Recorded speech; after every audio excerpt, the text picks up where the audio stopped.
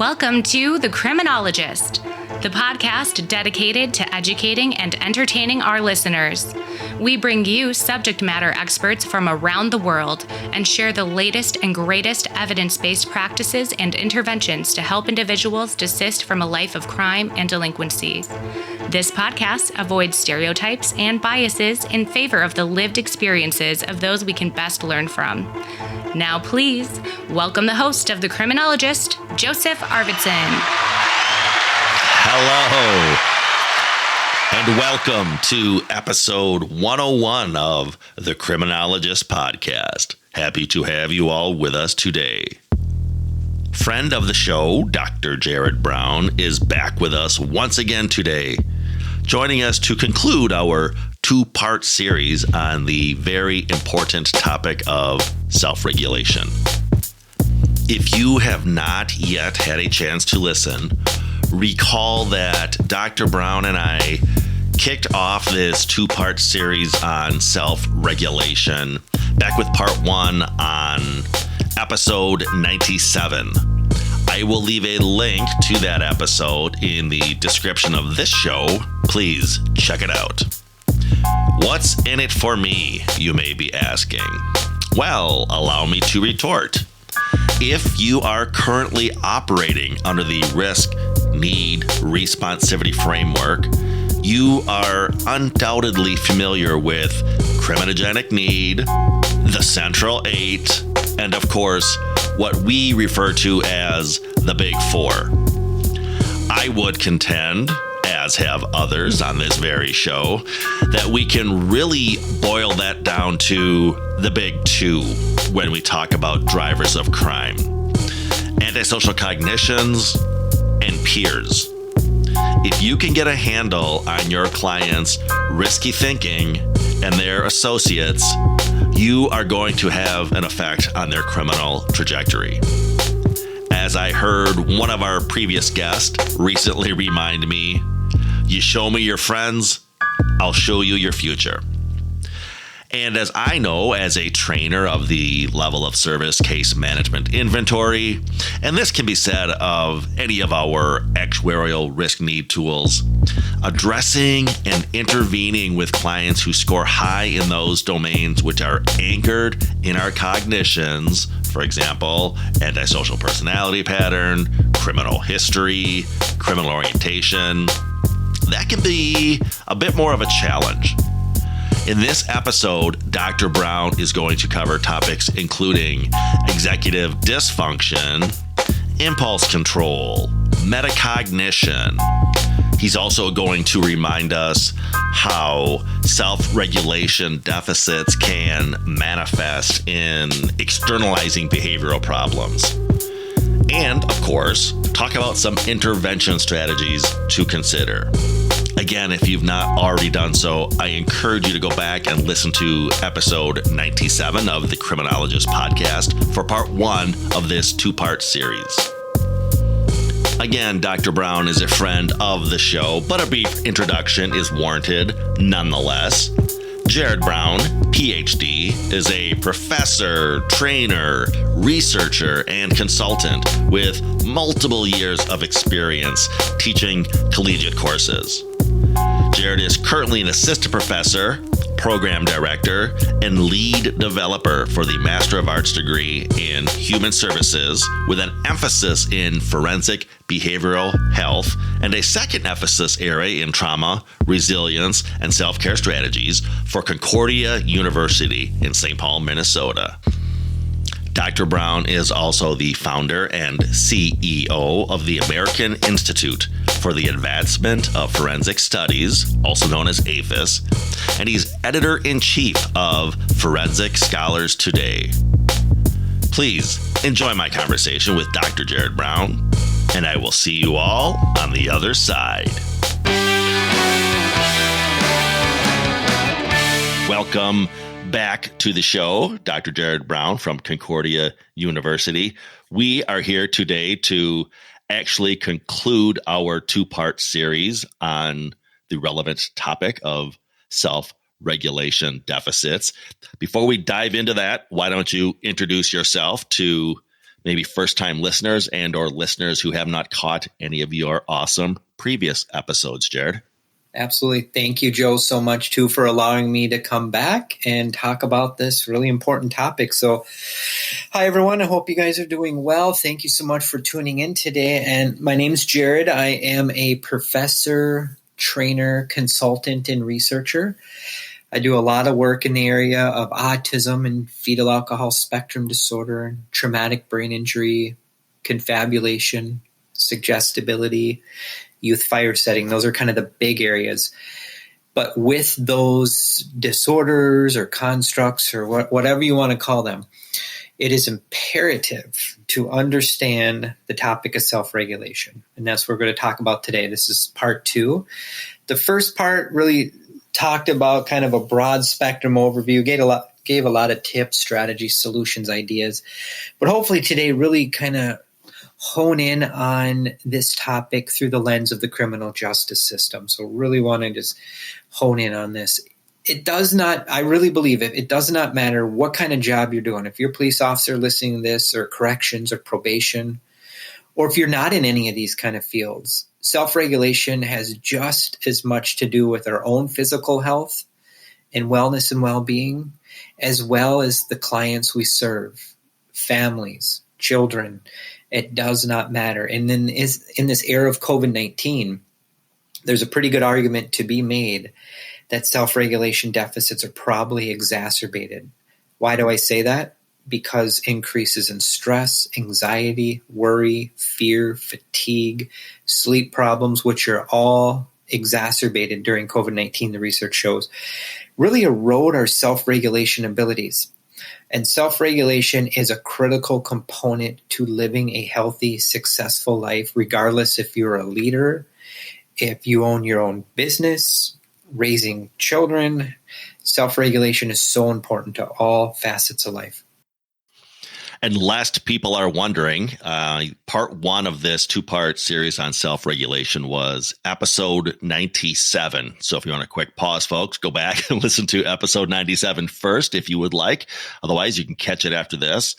And again, before we do a deeper dive, I want to maybe sort of set this up too for some of our listeners who are in corrections, particularly those of you operating under the Risk-Need-Responsivity framework. So friends, within the Risk-Need-Responsivity framework, when we talk about the central 8, when we talk about those criminogenic needs, recall that there's really not a domain for self-regulation per se. What Bonta and Andrews did was really they're utilizing the section of one's criminal history as sort of a proxy for low self-regulation. But the more I learn about self-regulation and the more you're going to learn today about self-regulation, you'll really see how this is important to have that deeper understanding, again, if you're operating under that risk-need-responsivity framework. So why don't we kick off, Jerrod, maybe talk about why are self-regulation deficits a risk factor for criminal behavior, even just for, like you said, for the police officer or the individual, not necessarily as nuanced with the R&R approach. Yeah, you bet. Is it okay, Joe, just give your audience a brief, broad spectrum overview, kind of what this is again? Yeah. Perfect. So self-regulation is a big, big umbrella term. And I would really encompass this under kind of the umbrella of metacognition. That's our ultimate executive function, but also under the umbrella of executive function, which is the CEO of our brain. So when we think of executive function, think of it like as the coach of the team. Metacognition is the owner of the team. So metacognition, top dog, executive function, CEO, really drives the bus with behavior. Under the umbrella of executive function, there's self-regulation components. And then under that umbrella, we have emotional regulation. There's something called reflective functioning. Even resilience relates to this. People with lower levels of self-regulation typically have lower levels of resilience. People with higher levels of self-regulation have higher levels of resilience. Resilience is an adaptive strategy. It's kind of a force field and helps us bounce back from stress, trauma, adversity, hardship. Self-control and self-regulation is often used interchangeably in the literature. Sometimes there's differences, sometimes there's similarities. There's something called effortful control that is discussed in this literature.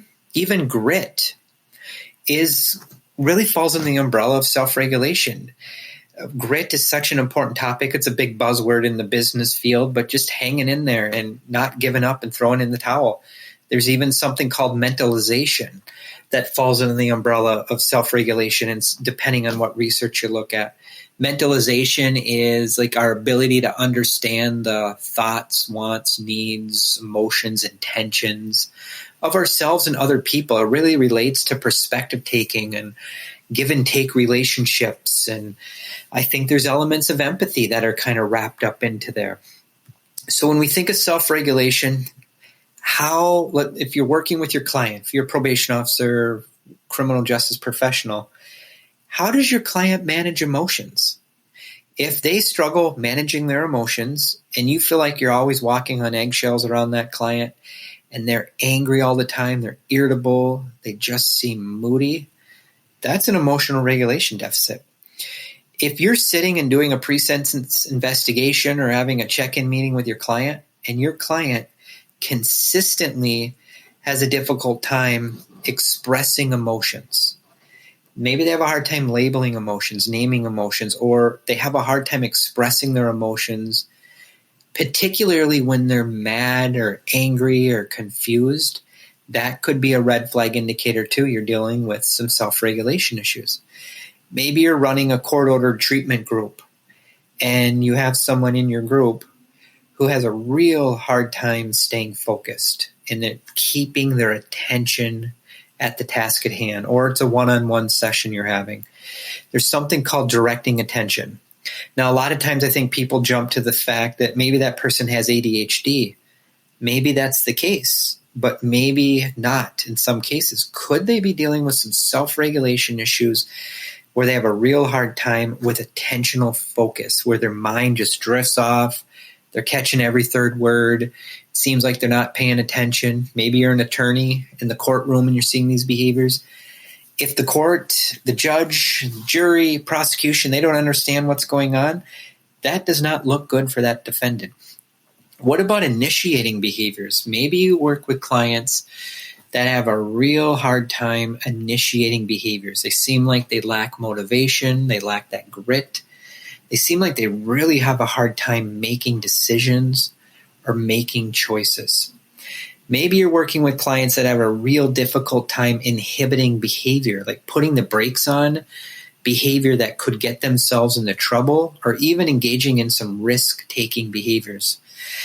Do you ever have clients too that have a real difficult time recognizing and correcting mistakes they made? If they have a hard time reflecting back on that and correcting that, there's something called like error processing deficits, people who are really prone to just turning in assignments incomplete, just rushing through things. That could be another red flag indicator of some possible self-regulation issues. Decision-making deficits, problem-solving deficits, controlling impulses are really some red flag indicators to be on the lookout for.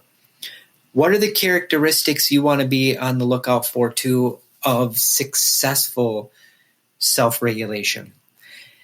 Higher levels of self-efficacy. People seem to be more orderly. They show up for things on time. They're more planful.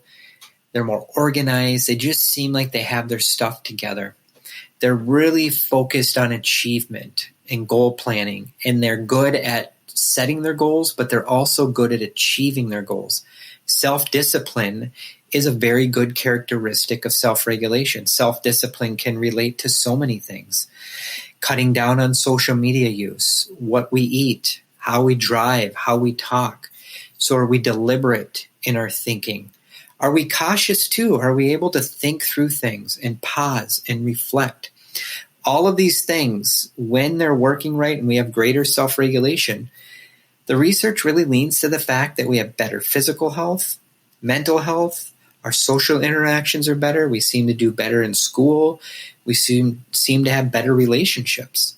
On the flip side of that, if we have lower levels of self-regulation, it's pretty clear that a very high percentage of people who are in prison have some level of self-regulation deficits at play. People that have substance use issues, people with serious and persistent mental health issues, people that are dealing with chronic long-term unemployment. There is some research too to show that maybe self-regulation deficits could be a possible factor. People who procrastinate, people who engage in impulsive spending, eating habits, reckless behavior, reckless driving, risk-taking behavior. Those are all some red flag indicators that you might be dealing with people with self-regulation problems. Joe, do you want me to go a little bit deeper into any of those things? No, that was a great synopsis, Jerrod. And for you probation and parole officers out there, I'm sure you were mentally, as I was, sort of checking the boxes of behaviors you have seen in your high-risk clients over the years. As an aside, Jerrod, I just want to mention, I really appreciate the analogies that you employ when you're explaining a abstract or even semi-abstract concepts. So when you were taking all those umbrella terms and using the automotive analogy, for one, that really resonated with me. And I loved how you described resiliency as a force field. I thought that was awesome. Yeah. Can you maybe perhaps tell our audience about, you mentioned executive function, maybe tease that out a little bit, because that's a term we hear quite a bit as well. Yeah, so when we think of executive function, again, CEO of the brain, but I also think when we study executive function, just really being aware of like the prefrontal cortex or frontal lobes in our brain. What does the prefrontal cortex do? Planning, anticipation, staying focused, having good attention capabilities, self-reflection, being flexible in our thinking, or are we very rigid? And again, a good analogy for that, if we have just thinking of like inflexible thinking, we're driving down the road, are we able to shift gears in our car? And it's kind of smooth sailing. We slow down, we shift, we speed up, we shift, we adapt. Somebody who has cognitive flexibility problems, and if we use the car for an analogy, they might keep it in first gear when they're going 70 miles an hour. We can about imagine what's going to happen there. They're going to blow the engine out. Self-control is related to the prefrontal cortex. Just how we strategize, how we plan. Are we mindful? Can we stay organized? Showing up on time for things, controlling our impulses, having good judgment, even modulating our mood. Maybe we're in a really bad mood, but we don't say the first thing that comes to our mind when we're angry at someone. We're able to kind of just put the brakes on, pause and reflect. We may be frustrated, letting that feeling pass, name the emotion, but not acting on the emotion. And then working memory relates to this too. Working memory is like our brain's post-it note. There's another term called inhibition that falls under the umbrella of executive function. Again, that's our like internal pause button, our parking brake. But when we look specifically at executive function, if you're working with clients that have true executive functioning impairments, red flag indicators would be time management problems, planning problems, organization. Maybe they have a history of engaging in just unusual or unhealthy or maladaptive types of socially inappropriate behaviors where they lack stranger danger. They lack give and take in a relationship.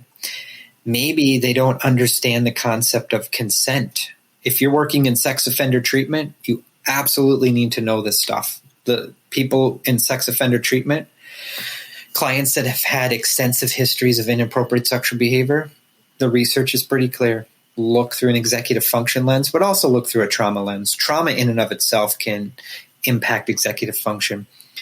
If you notice clients that consistently make the same mistakes again, over and over and over again, they lack cause and effect, they have a real hard time planning for the future, they engage in impulse control problems, they seem always distractible, they seem to have really poor memory, those are some red flag indicators that they're probably dealing with some level of executive function. Then that trickles down in some cases into behavioral control problems that bring some people involved in the criminal justice system. unpredictable behaviors. So if you've worked with clients that it's just, again, you're walking on eggshells around the client. Maybe the client goes from 0 to 60 in a second in terms of mood. So it's like a roller coaster ride of emotions. It's just so unpredictable.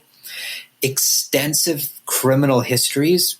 I don't think it's going to hurt anyone to dig deeper and look through an executive function lens if you have clients with an extensive criminal history. If clients have just unusual, age-inappropriate emotional outburst, be on the lookout. That could be a red flag indicator. Maybe it's developmentally inappropriate behavioral problems. So you're working with an adult, but they're engaging in behaviors that make you think like they have a brain of a teenager or even younger. So chronological age does not always match your client's emotional, social, and developmental age. If a client, let's give you a good example, Joe. Client is convicted of a sex crime, court ordered to sex offender treatment. The courts don't take into account, yes, the client's 30 years old chronologically, but they've had some brain damage. Maybe they have fetal alcohol spectrum disorder, maybe an extensive trauma history. They're court ordered to go to group treatment, and they're placed in a group with a bunch of other 30-year-olds, but that client's the only one that functions like a 10-year-old or a 12-year-old. That is not a good recipe for success. A lot of times those clients may be more gullible, more suggestible. They may confabulate and create false memories. They may hear stories in the group where they start thinking, hey, that's a good idea. Maybe I need to do that. So they get new ideas.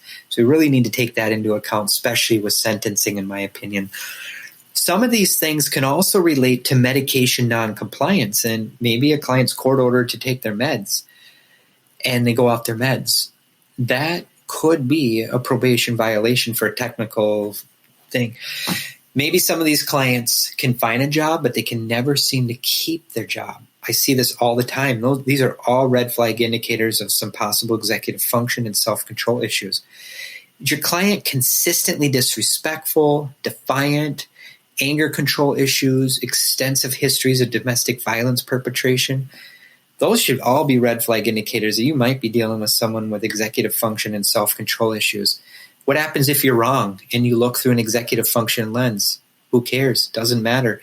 These approaches are good with any human being, regardless if you're right or wrong. So if you look through this lens, I think we're all trauma-informed. We hear that all the time. But if you're not executive function-informed and self-regulation-informed as well, it's like flying a plane with one engine. Yeah, it might work, but it's kind of scary, and we probably do better with having both engines go. Become executive function, self-regulation informed if you're trauma informed, in my humble opinion. And what happens here, a couple things can happen when we're thinking of self-regulation, executive dysfunction. It can trickle down and have a real negative impact on your client's adaptive functioning. Why do we care about adaptive functioning? Because adaptive functioning is how your client really is going to be successful in day-to-day life. So this goes hand in hand with community supervision, probation, ISR, parole, whatever the term you use. Adaptive functioning is how your client manages their day-to-day life, personal hygiene, how they cook. Do they know how to cook food? Do they know how to use public transportation? Do they know how to ask for help when confused? Executive functioning impairments and self-regulation impairments can impact adaptive functioning impairments. If you're working in a prison or a jail or a state hospital or a forensic hospital setting, adaptive functioning deficits can be masked in those settings when things are predictable. When clients know what time to get up, what time to eat, what group to go to, they're told where to go, what time to go to bed, these deficits can be masked.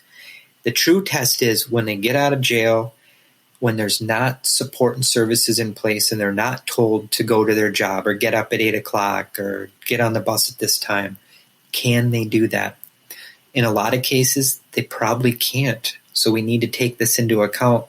And probation officers, looking at it through this lens, I think it helps us better understand why some of these clients just continually do the same thing over and over and over again. It helps, when I learned about these things, it helped reduce my frustration. It helped me stay curious. And I really try, I'm never perfect, but I try to have a posture of curiosity and humility when working with these clients. And it really helps me then better approach it and take into account, maybe they're dealing with these deficits. Maybe they're sleep deprived. Maybe their brains don't process information the way I think they should. And I'm asking questions too fast, and it's just overwhelming that client's brain, and they can't function and they shut down. So those are a few things to think about, Joe. I mentioned earlier, Jerrod, when you were describing the the behaviors and the manifestations of somebody struggling with self-regulation deficits. And I said, well, probation and parole officers have seen this movie before because, again, you are really painting an accurate picture there. Speaking of probation and parole officers, in our what we refer to as evidence-based practices, the mainstay of those interventions are cognitive behavioral interventions. So maybe talk about the issue of cognitive inflexibility and how that might hamper some of the interventions that we're trying to employ with those high-risk individuals. Well, we'll take cognitive flexibility first. So rigid thinking, almost perseveration, maybe it could be a factor for rumination, and that client is just so fixated on something, and they come off very stubborn, and they're just not willing to hear other things. They get really wrapped up in a particular thing. If you have a client with working memory issues, our brain's Post-it note. And if you're asking too many questions, too much information's coming at this client, it can overwhelm their senses and they'll shut down in some cases. Abstract reasoning is a huge topic to be aware of too. We should absolutely do a recording, Joe, if you want in the future on abstract reasoning deficits. If you are working with a client and there's a high likelihood if they're having some executive functioning impairments and these other impairments we're talking about, they may have some abstract reasoning deficits. How might that play out? Abstract reasoning is really going to look like that client does not understand consequences of their actions. They're going to have a real hard time generalizing learning to a new situation. So in a COG skills group, it may look like in that group, that client's got it down and they can say all the right things in that group.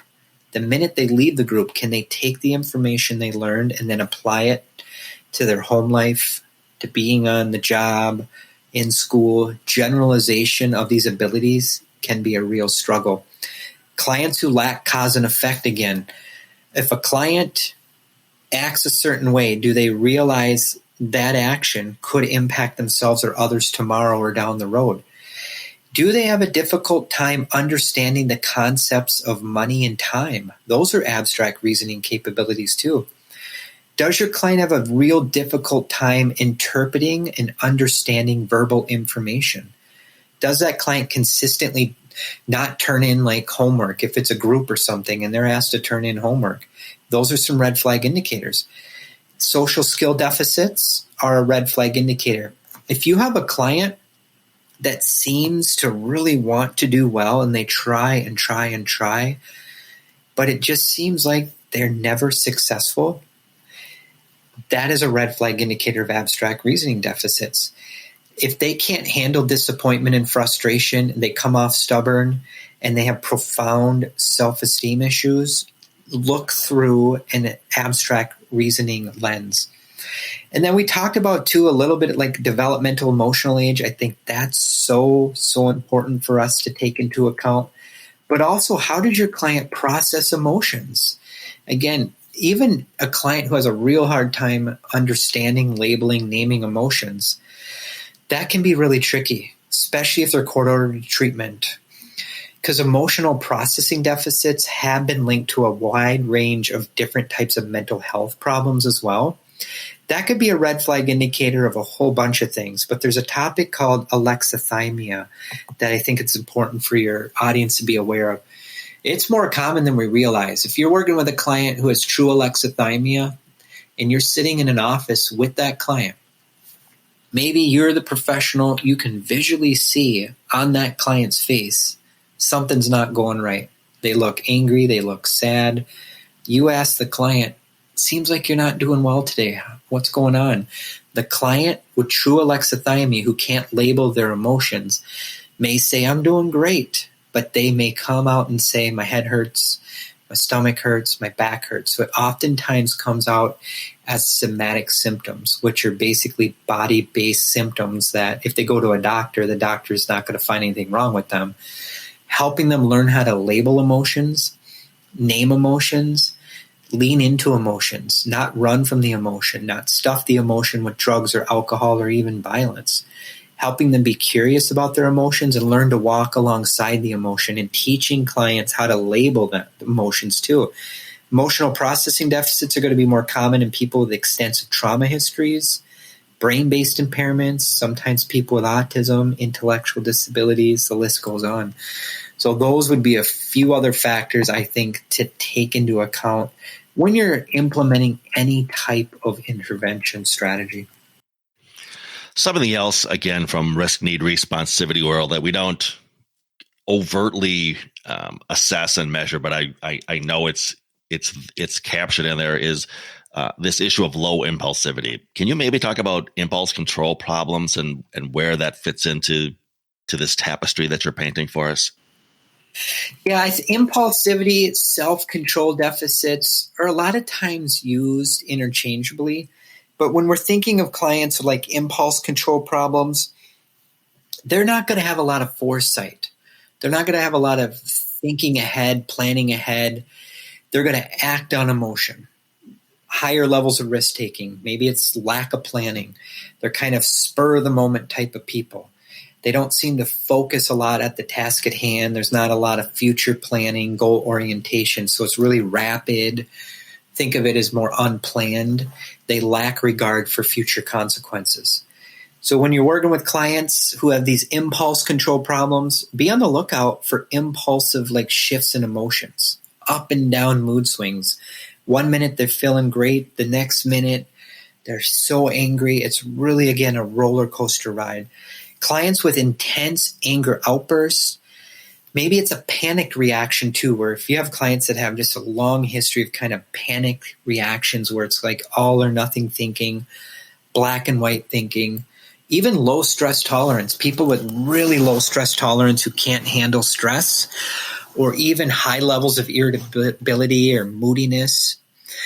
These are all things to be on the lookout for. And for the onlooker who doesn't really know what the heck's going on here, this can cause a lot of confusion and in some cases concern, especially if this happens in a community setting or on a job. And it can contribute to increases in interpersonal conflict, difficulties in social relationships. And if you have clients that have these impulse control problems, there's some evidence to point to the fact too that they may have a higher likelihood of being rejected by other people, peer rejection histories, bullying and teasing, and it can absolutely impact their educational and vocational goals. So we look just through kind of a criminal justice lens on impulse control problems. Depending on the level of impulsivity and when why it happens, how long it's been going on, if kids have these problems going on, some of the research points to the fact that arrest for these individuals may happen at a younger age. So being brought into contact with the criminal justice system at an earlier age may be more common. You may also be working with kids. If you're a juvenile probation officer, impulse control problems may be a risk factor for that person dropping out of school earlier as well. Maybe they're more likely to start engaging in inappropriate sexual behavior, substance misuse, or other types of risk-taking activities that are very dangerous for them or other people. If you are working with younger kids or even teenagers or adults, a couple red flag indicators you'd want to be on the lookout for through an impulse control lens is if that client consistently interrupts. They just have a real hard time interrupting. They can't wait their turn. It's always about them. Maybe they have body movements where they just can't sit still and they're constantly moving around and disrupting other people. Maybe they have a tendency to have these just big emotional meltdowns that just don't make a lot of sense to the onlooker. As these people get older, and if they're dealing with these impulse control issues, looking at how they manage their finances, looking at their driving record, people with high levels of impulse control problems may also be more prone to sustaining a head injury because of poor choice making and getting into fights and saying things to people that may not be really that helpful. And looking for under control behaviors as well. Is there anything going on where they have under controlled behaviors through an emotional regulation lens? I think it's very important too to think about what is their ability to self-soothe. Clients who learn how to calm their emotions are going to be in a better position to self-monitor, self-reflect, and process. People with these issues typically are going to have sleep problems. If you're sleep deprived and tired, it's like pouring gasoline on a bonfire. It's just going to expand. So really looking through a sleep lens too, I think is going to be very, very helpful. So those would be a few things to think about with impulse control problems. All of this has been extremely helpful. And again, I'm sure many practitioners are recognizing these behaviors that you're listing. I don't know if there's an answer to this, Jerrod, but I'm just wondering, other than continuing to educate ourselves as to what to look for, are there any screening tools out there in regard to self-regulation deficits, or is it just really sort of on an ad hoc basis that practitioners just learn to recognize these behaviors? There are several screening tools out there. Depending on the population, if your audience, feel free to share my email with your audience. If they're looking for some just general suggestions, shoot me an email. There are different tools for different populations, juveniles, adults. There's self-report inventories. There's inventories you can use with caregivers for observation. There's short, quick tools that can be done in a couple minutes. There's more in-depth tools that take more time. But really being aware of just some of these red flag indicators, I think, is a great starting point. I think being aware of like reactive aggression. If you're working with clients with reactive aggression tendencies or impulsive aggression, that's going to be aggression that's going to be more reactive, more explosive. It's more kind of in the moment, and they're maybe hot-headed. It's not going to be planful. Typically, they didn't plan this. It's going to be in that moment, very, very impulsive. But I think it's also important, too, to rule out looking at any antisocial behavior history, anger control problems, looking at how they communicate during times of stress. Maybe they struggle with being assertive. Do they understand the difference between being assertive and aggressive? Even rumination could be a factor here. Rumination, there's something called anger rumination. What happens if your client ruminates on anger? If someone slights them, are they able to let that thought go? Or do they think about it over and over and over and over again, and it just grows and grows and grows like a snowball effect? Rumination is a problematic thinking pattern that needs to be considered with some of these things as well. I have a lot of interventions I can share with folks today too, Joe, if that's helpful. Yes, it is. And I will, of course, leave your email address, your contact information within the description of this episode. And I encourage folks to reach out and contact you for additional information, but in particular to those aforementioned screening tools. And yes, we've given our audience sort of a crash course on recognizing self-regulation deficits. So as you referenced, what are some intervention strategies for the practitioner to consider? Metacognition would be one.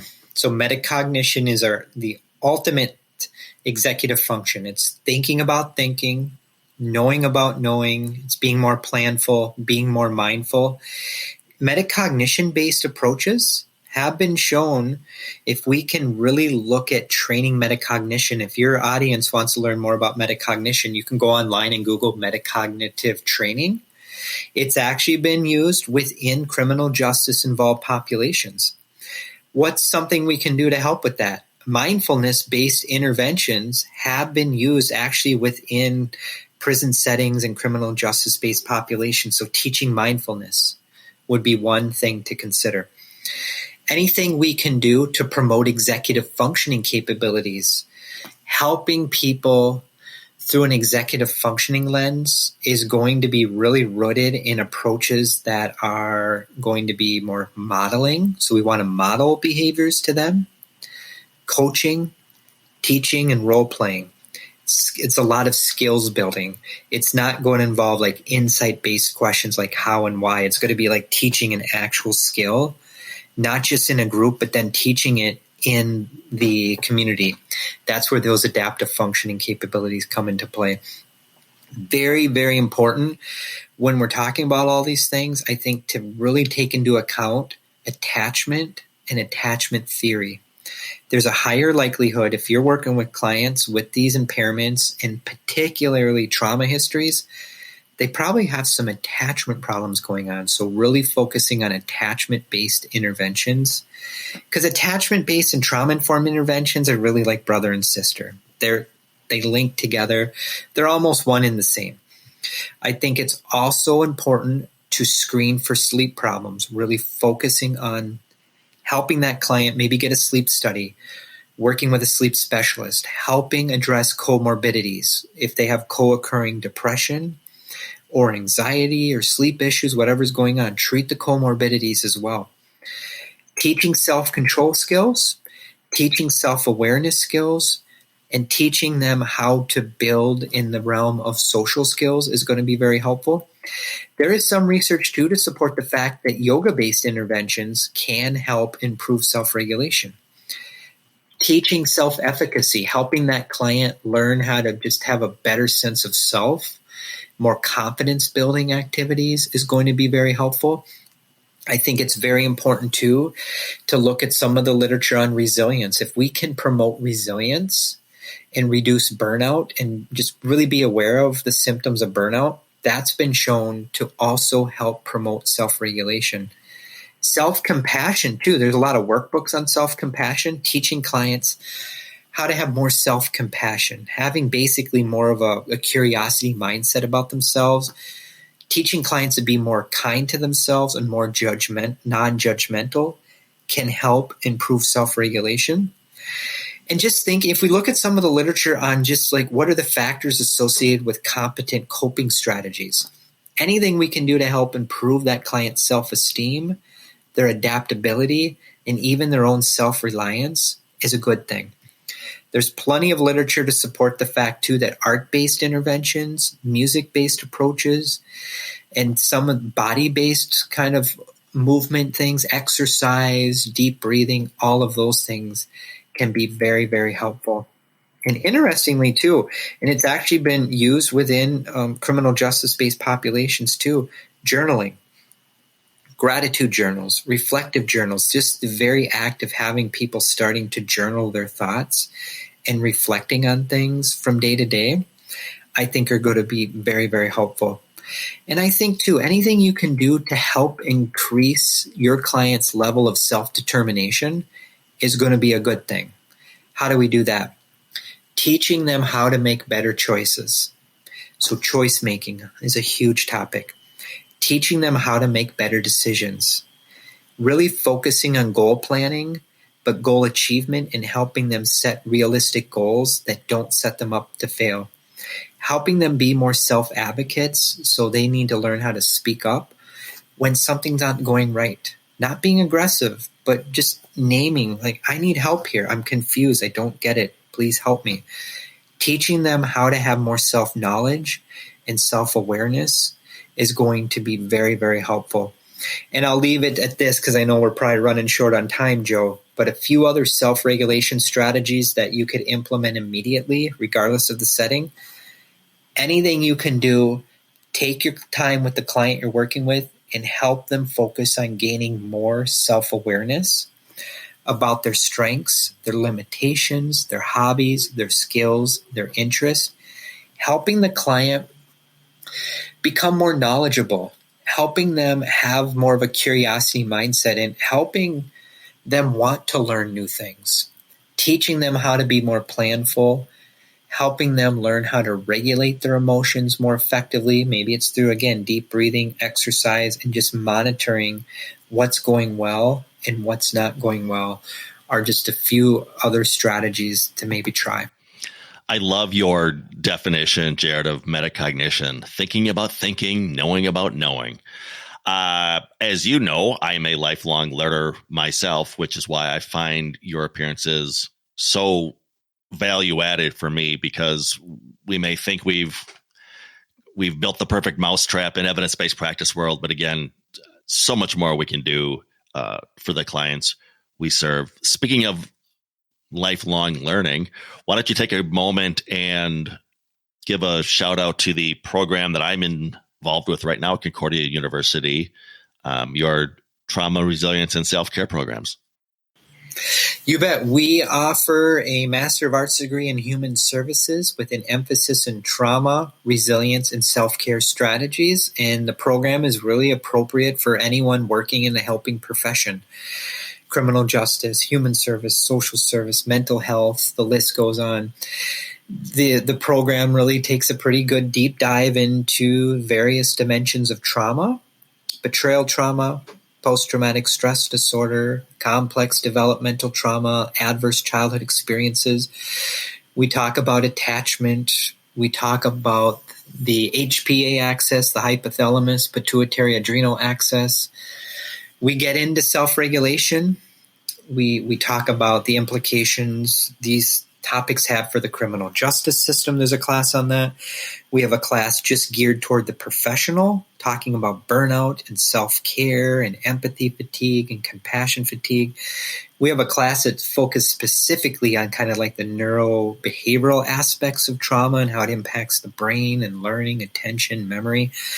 So if you want to increase your knowledge about trauma, regardless of what population you work with, kids, adults, or families, and you're working in a helping profession, this is a really great program. And it's a very multidisciplinary program because we have students in here from all backgrounds. So lots of learning happens from students too. We're all here to learn from each other. It's a fully online program.